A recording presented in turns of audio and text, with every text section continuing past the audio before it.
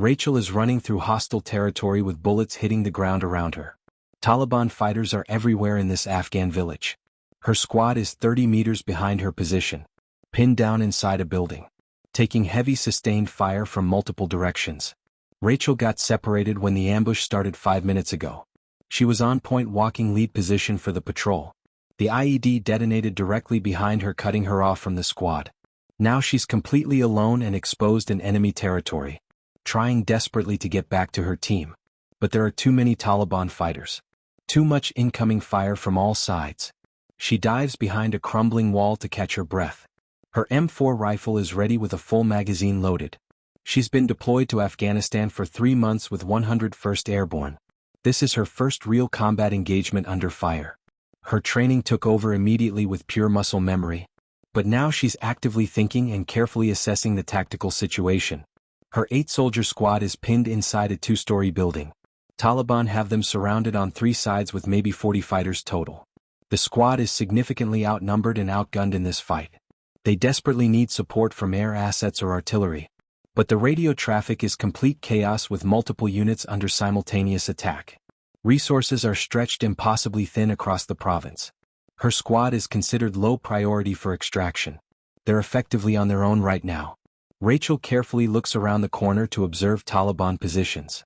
They're well organized and highly coordinated in their attack. This wasn't a random encounter or opportunistic ambush. This was carefully planned with good tactical execution. Rachel has been learning military tactics her entire life, growing up on various military bases around the world. Her father teaching her constantly about strategy and maneuvers, flanking movements and identifying tactical weaknesses in enemy positions. She never told anyone in her unit about this knowledge. Didn't want them to know she's General William Caldwell's daughter. But right now those childhood lessons might save her squad. Rachel identifies the critical weakness in the Taliban formation. They're completely focused on the building where her squad is trapped. They're not properly watching their exposed left flank. There's a significant gap in their defensive perimeter. Rachel could potentially exploit it tactically. Get behind their position and create chaos. Give her squad the chance to break out. It's extremely risky for one soldier alone. But it might actually work. Rachel takes a deep, controlled breath. Makes her tactical decision. Starts moving carefully through the debris. Private Rachel Morrison was 24 years old when she deployed to Afghanistan. But that wasn't her real name at all. Her real name was Rachel Caldwell, daughter of 4-star General William Caldwell, the Army Chief of Staff and most powerful general in the entire U.S. military. Rachel enlisted in 2015 using her mother's maiden name Morrison. She kept her real identity completely secret from everyone. Not her drill sergeants during basic training. Not her fellow soldiers in her unit. Not her commanding officers at any level. Nobody knew who she really was. Rachel wanted desperately to prove herself without her father's name. Without his massive influence affecting every interaction. Without people treating her differently because of who he was. She grew up as a general's daughter on military bases. Fort Bragg. Fort Campbell. The Pentagon. Everywhere her father was stationed. She watched soldiers treat her differently her entire childhood. Special attention. Extra respect. Or sometimes resentment. Always because of her last name, never because of her. She was tired of being General Caldwell's daughter. She wanted to be just Rachel, a regular soldier. That's why she chose Morrison when she enlisted. A fresh start with a clean slate. Rachel's father had wanted her to pursue civilian life. Go to graduate school for international relations. Join the State Department or work in diplomacy.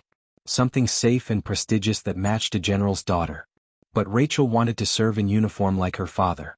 Like her grandfather before him who served in Vietnam. Like her great-grandfather who fought in World War II. Military service ran deep in her family across 4 generations. But enlisting as Rachel Caldwell would have changed everything. Drill sergeants would have watched her more closely. Officers would have judged her more harshly. Fellow soldiers would have questioned whether she earned anything. She'd never know if she succeeded through her own skills. Or if people gave her opportunities because of her father. That uncertainty was unbearable to Rachel. So she became Morrison and started completely over. Basic training at Fort Benning was the hardest thing Rachel ever did. Physically demanding beyond anything she'd experienced before. Mentally exhausting with constant pressure and evaluation. Her drill sergeants were tough and demanding with everyone. They treated Rachel Morrison like every other private. No special treatment at all. That's exactly what she wanted and needed. She excelled through hard work and determination. Top of her class in weapons qualification. Strong performance in tactical training exercises. Her father had taught her so much without meaning to. Every dinner table conversation about military operations. Every casual comment about tactical decisions. Every story about leadership under pressure. Rachel had absorbed it all her entire life. Now she was using that knowledge without anyone knowing where it came from. She graduated basic training with honors. Advanced individual training at Fort Gordon. Then assignment to 101st Airborne Division. Deployment orders to Afghanistan came in 2016. Rachel was excited and terrified simultaneously. This was real now. Actual combat deployment. Her father still didn't know she'd enlisted. She'd been avoiding his calls for months. Making excuses about being busy with work. He thought she had an office job in D.C. He had no idea his daughter was deploying to a war zone as an infantry private. Rachel's squad leader was Sergeant First Class Rivera. Experienced NCO with 3 previous combat deployments. He was tough but fair with all his soldiers. He treated Private Morrison like everyone else. Pushed her hard during training. Expected excellence in everything. Rachel respected him deeply. Her commanding officer was Captain Hayes. Young officer, first deployment. He was learning leadership under pressure. Rachel could see his tactical mistakes sometimes. Things her father would have done differently. But she never said anything. Never offered unsolicited advice. She was a private, the lowest rank. Not her place to question officers. Even when she knew better tactically. That was the price of hiding her identity. She had the knowledge but couldn't use it. At least not openly where people would ask questions. The deployment started relatively quiet with routine patrols. Building relationships with local Afghan forces. Showing presence in villages. Standard counterinsurgency operations. Rachel performed well and earned respect from her squad. They saw her as competent and reliable. Just another good soldier. Nobody suspected anything unusual. Nobody asked about her background. Private Morrison was unremarkable in the best possible way. That's exactly what Rachel wanted. Then September brought increased Taliban activity. More attacks on coalition forces. More aggressive ambushes. The mission tempo increased dramatically. Patrols became more dangerous. Rachel's squad was out almost daily. Moving through hostile areas. Taking contact regularly. Rachel proved herself repeatedly under fire. Calm under pressure. Good tactical instincts. Following orders precisely. Her squad mates trusted her completely. Still had no idea who she really was. The ambush happened on a routine patrol. September 15, 2016. Rachel's squad was moving through a village. Standard presence patrol showing coalition strength. Rachel was walking point because she'd volunteered. She liked point position. Required focus and awareness. Kept her mind occupied. The IED detonated behind her at exactly 1,430 hours. Massive explosion that killed the interpreter instantly. Wounded 2 soldiers. Taliban fighters attacked immediately from 3 sides. Coordinated ambush with excellent tactical execution. The squad was cut off and pinned down. Captain Hayes ordered everyone into the nearest building. Defensive position while calling for support. But Rachel was already past the building. The explosion had pushed her forward. Now she was isolated and alone. Separated from her squad by 40 meters and heavy fire. She tried to fight back to them. Couldn't make it. Too much incoming fire. So she took cover. Started thinking tactically. That's when she identified the Taliban weakness. Rachel moved carefully through the village using available cover. She circled wide to the Taliban's exposed left flank. Exactly where they weren't watching properly. She got behind their position without being detected. Then she opened fire. Short controlled bursts. Taliban fighters turned in confusion. Didn't expect attack from that direction. Rachel threw 2 grenades into their position. Massive chaos. The Taliban formation broke completely. They thought they were surrounded. Started retreating in disorder. That gave Rachel's squad the opening they desperately needed. They broke out of the building. Started moving. Captain Hayes was yelling on radio. Who's flanking? Who's out there? Rachel didn't respond. Just kept moving. Kept shooting. Covering her squad's withdrawal.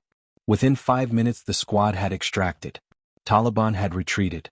The ambush was over. Rachel rejoined her squad. They were staring at her. Sergeant Rivera looked impressed and confused. Morrison, where did you learn to flank like that? Rachel just shrugged. Seemed like the right move, Sergeant. That was advanced tactics. Way beyond basic training. Got lucky, I guess. Rivera didn't look convinced. But he didn't push it. The problem was Taliban had seen Rachel during the fight. They'd watched her tactical movement. They recognized skill and training. They wanted to capture the soldier who'd broken their ambush. 3 days later, Rachel's squad was on another patrol. Taliban attacked again. This time they were specifically hunting Rachel. They isolated her intentionally. Separated her from the squad. Grabbed her before anyone could respond. Dragged her away. Rachel fought hard, but there were too many. They zip-tied her hands. Threw her in a vehicle. Drove for 30 minutes. When they arrived at a compound, they searched her thoroughly. Found her military ID card. One fighter looked at it. His eyes went wide. He showed the others. They started talking fast in Pashto. Rachel understood some words. General. Caldwell. Daughter. Her stomach dropped. They'd figured it out. Her real identity. The secret she'd kept for a year. The lead Taliban fighter kneeled in front of Rachel. Held up her ID showing both names. Your real name is Rachel Caldwell. General William Caldwell is your father. Rachel stayed silent. The fighter smiled. You are very valuable. Worth millions of dollars. Your father will pay much to get you back. Rachel realized the situation immediately. She wasn't just a captured American soldier. She was a high-value hostage. General's daughter. They'd ransom her. Use her as leverage. Against her father. Against the U.S. military. Everything she tried to avoid by hiding her identity. The Taliban made phone calls. Started spreading the news. They had General Caldwell's daughter. Rachel sat there processing what this meant. Her father would find out she enlisted. Find out she deployed. Find out she was captured. All at once. In the worst possible way. He'd be devastated. Terrified. Furious that she'd hidden it. Furious that being his daughter made her a target. That's exactly why she'd used Morrison. To avoid this scenario. But her real ID betrayed her. Rachel was held captive for 18 hours in a small locked room. 3 guards rotating watches. They weren't abusive. She was too valuable. They needed her healthy for ransom. But Rachel wasn't waiting for rescue. She'd been trained for this. Escape and evasion. Survival tactics. Her father had taught her beyond standard military training. She worked her zip ties slowly. Using the chair leg for friction. The plastic weakened. At 2 a.m. the guard fell asleep. Rachel snapped the zip ties. Moved silently. Struck the guard. Took his weapons. She squeezed through the small window. Dropped into the compound. 2 more guards outside. Rachel eliminated both quietly. Escaped the compound. Started walking. She was 40 miles from the nearest U.S. base. No radio. No support. Just herself. Rachel walked through the night. Used the stars for navigation. Avoided villages. Stayed off roads. Her father's training guided every decision. By morning she was 20 miles out. By afternoon she reached a coalition patrol. They were shocked. Private Morrison? We thought you were captured. I escaped. They evacuated her immediately. General William Caldwell was on a plane to Afghanistan when Rachel was found. He'd learned about her capture 12 hours earlier. Learned his daughter had enlisted secretly. Deployed secretly. Been captured. All in one devastating phone call. He was terrified. Angry. Confused. Flying to Bagram to coordinate rescue. Then he got the message. Sir, your daughter escaped. She's safe. Caldwell broke down crying. Relief. Gratitude. Still angry. But so proud. When Rachel was brought to Bagram, her father was waiting. She walked in wearing dirty torn uniform. He looked at her for a long moment. Then pulled her into a tight hug. Held her. You're alive. Thank God you're alive. Rachel hugged back. I'm sorry, Dad. I'm sorry I didn't tell you. They sat down. Caldwell wanted answers. Rachel explained everything. Using Morrison to hide her identity. Wanting to prove herself. Wanting to serve without his name. Caldwell listened. His face showed pain. You could have been killed because of who I am. That's why I never wanted you in the army. Rachel met his eyes.